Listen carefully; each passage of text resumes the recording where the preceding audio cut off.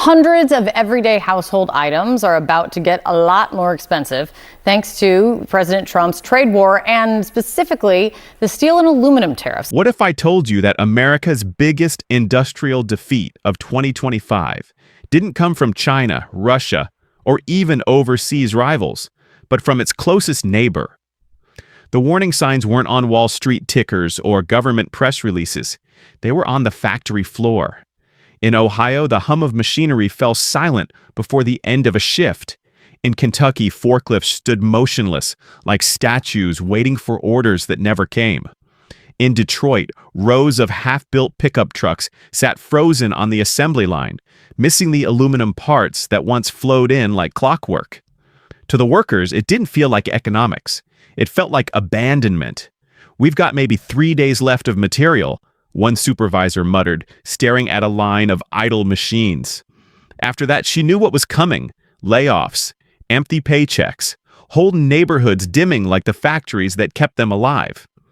What began as a technical tariff adjustment, a political bargaining chip, was already spiraling into something much larger. A supply chain unraveling so fast it felt less like economics and more like a controlled detonation. And here's the truth: when the thread finally snapped, it wasn't just about aluminum. It was about entire regions losing their backbone, and a country discovering almost overnight that its industrial might wasn't as untouchable as it thought. At 3:47 p.m. on an otherwise ordinary Tuesday, America's industrial heart stopped beating in sync. Canada announced enhanced regulatory review on aluminum exports, a phrase wrapped in diplomatic padding but sharp enough to pierce global markets. The reaction was immediate. Aluminum prices surged 23% in one trading day, the sharpest spike in over 15 years. To traders, it was shocking. To manufacturers, it was lethal. General Motors slowed production at 4 plants. Ford quietly postponed the launch of its new pickup. Boeing's defense division realized 60% of its aerospace-grade aluminum had just been cut off. Inside the Pentagon, procurement officers flipped through material forecasts that suddenly looked like obituaries. Fighter jets, missiles, even naval vessels, all dependent on a metal supply chain that had just snapped. "You can't swap out aerospace aluminum like you change tires," warned analyst David Chen. "Certification takes months, sometimes years." America's arsenal was about to be held hostage by a trade war it didn't see coming.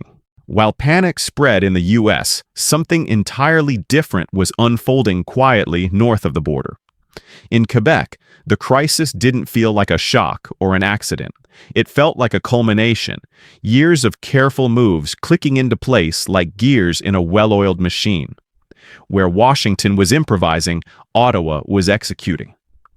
At the heart of this transformation were Quebec's smelters, powered not by coal or natural gas, but by sprawling hydroelectric dams carved into the province's rivers and valleys. These weren't just power plants, they were strategic assets, the backbone of an industrial strategy designed to make Quebec indispensable. By the time the U.S. was scrambling to secure supply, Quebec's smelters were already running near maximum capacity, not to feed American demand, but to fulfill multi-year contracts inked with clients in Europe and Asia. Inside Rio Tinto's Alma facility, giant monitors glowed with production figures that told the story better than any press release could. Lines of aluminum ingots rolled down conveyors, each marked with shipping codes for Hamburg, Osaka, and Busan. 2 years earlier, most of that metal would have crossed the U.S. border on trucks and trains, destined for Detroit and Louisville. Now the routes pointed in the opposite direction, bypassing the American heartland entirely. The reason was infrastructure. Quebec had spent billions constructing its own escape hatch. The Port of Quebec's $2.8 billion expansion was more than an upgrade. It was a declaration of independence. New deep-water berths capable of hosting massive cargo ships, automated loading systems that shaved hours off turnaround times, and dedicated rail lines linking directly to the province's largest smelters meant one thing: Quebec no longer needed American roads, ports, or goodwill to reach global markets. Aluminum could leave Quebec and arrive in Europe or Asia without ever touching U.S. soil. But the true advantage wasn't just about logistics or cost. It was about carbon. Quebec's aluminum carried an environmental pedigree that the rest of North America simply couldn't match. Smelted with hydroelectric power, its production emitted 85% fewer greenhouse gases than aluminum forged in coal-powered facilities. That distinction wasn't abstract, it was money. Under Europe's carbon border tax, high-emission aluminum was saddled with fees that made it uncompetitive. Quebec's green metal slid into the market tariff-free, often fetching premium prices. Across the Atlantic, policymakers in Brussels weren't just buying aluminum, they were buying compliance with their climate laws, buying political cover, and buying the ability to say they were reducing their carbon footprint without sacrificing industrial output.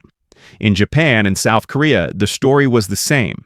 Securing a long-term supply of low-carbon aluminum wasn't just smart, it was essential for industries under pressure to clean up their supply chains. For American smelters, the contrast was brutal. Burdened with aging infrastructure and electricity grids tied to fossil fuels, their product looked outdated overnight. They weren't just competing on price anymore, they were competing on emissions, and in that game, they were decades behind.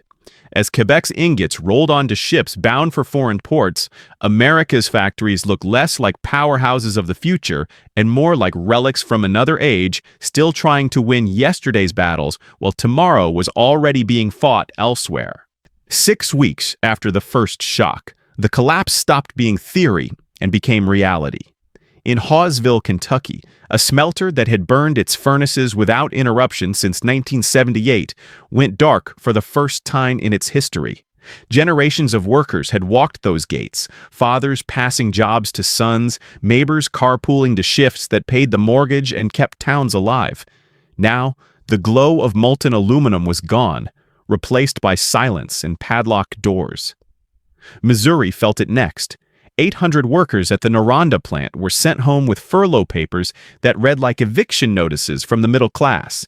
In Tennessee, Alcoa announced production would be cut to 60%.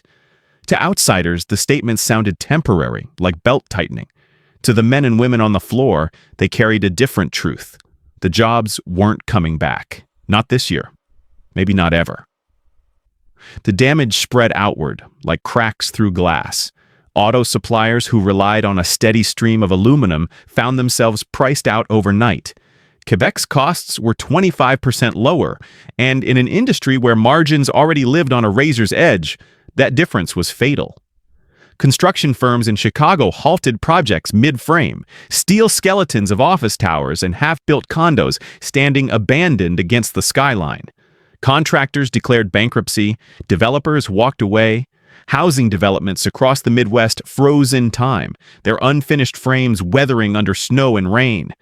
Neighborhoods that had been on the rise slid backwards in the recession, storefronts shuttering as foot traffic disappeared. But the most painful losses weren't recorded on balance sheets. They were carried in memory, in skill, in the quiet dignity of tradespeople who had spent their lives mastering an art. Metallurgists who knew how to coax strength and lightness from molten aluminum, toolmakers who could machine aircraft parts within fractions of a millimeter, engineers who understood alloys in ways textbooks never captured. Suddenly, their skills had no home. And then came the calls. Quebec recruiters, armed with government subsidies and promises of stability, offered not just jobs, but 30% higher pay and relocation assistance. For many, the choice wasn't a choice at all. Families packed moving trucks, leaving behind homes they lived in for decades. The talent, decades of expertise, of trial and error, of generational knowledge, flowed north, strengthening the very industry that had helped hollow out America's own. It was more than an economic shift. It was a migration of minds.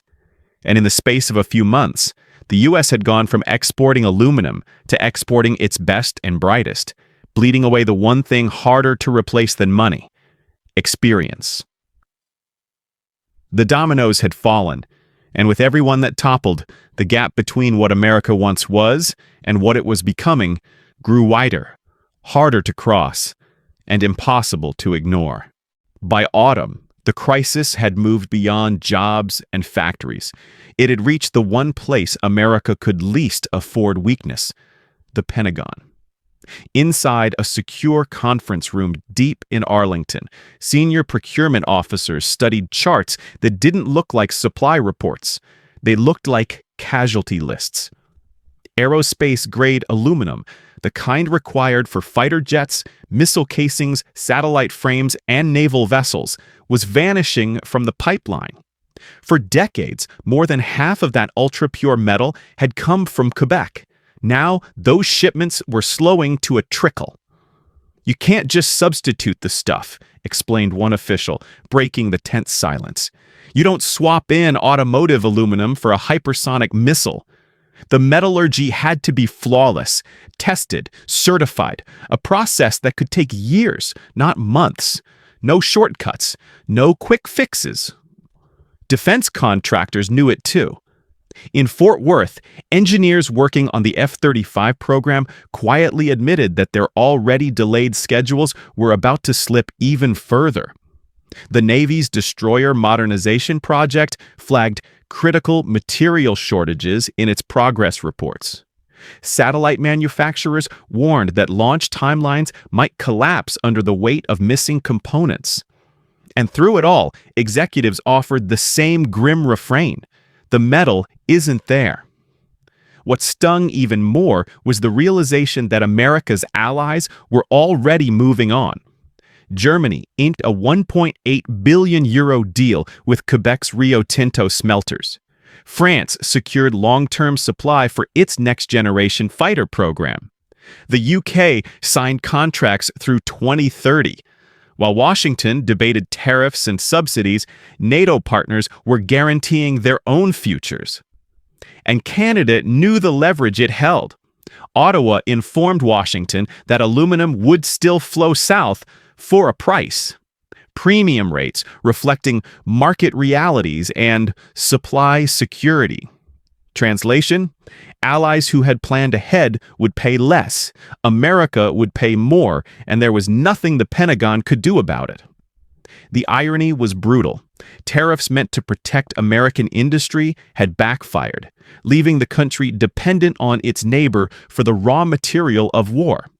Canada, the ally America had once treated as a supplier of convenience, was now the arsenal of the democratic world. And for the first time in generations, Washington wasn't setting the terms, it was begging for access. Behind closed doors, generals asked the questions no one wanted on record. What happens if Quebec prioritizes Europe over us? What happens if production bottlenecks drag on for years? Could America still claim to be the industrial backbone of NATO if it couldn't even build its own jets on time? No one in the room had an answer. The charts, the forecast, the contract signed overseas, they all pointed to the same conclusion. The blind spot wasn't just in aluminum supply. It was in the assumption that geography guaranteed security, that a neighbor would always be there to fill the gaps. Now that neighbor held the cards, and the Pentagon, for the first time in decades, was staring at a battlefield it couldn't win with weapons or dollars. By year's end, the numbers painted a story too big to ignore. Quebec's exports to Europe had surged 340%, to Asia nearly 300%. To the US, shipments collapsed by 2/3. This wasn't a temporary dispute, it was a structural divorce. And aluminum was just the beginning. Quebec was already moving to dominate batteries, hydrogen, clean aviation, and green tech, all powered by an energy system America couldn't match. What Detroit had been in the 20th century, Quebec was becoming in the 21st, a hub where energy, technology, and industry converged into something larger than any single company or sector. Meanwhile, America's Rust Belt slid deeper into decline. Plants closed, communities shrank, and young engineers looked north instead of west. The old assumption that America's size guaranteed dominance was gone. What replaced it was a sobering truth. Industrial leadership now belonged to whoever could fuse technology, clean energy, and strategy into one coherent plan. And in 2025, that wasn't Washington, it was Quebec.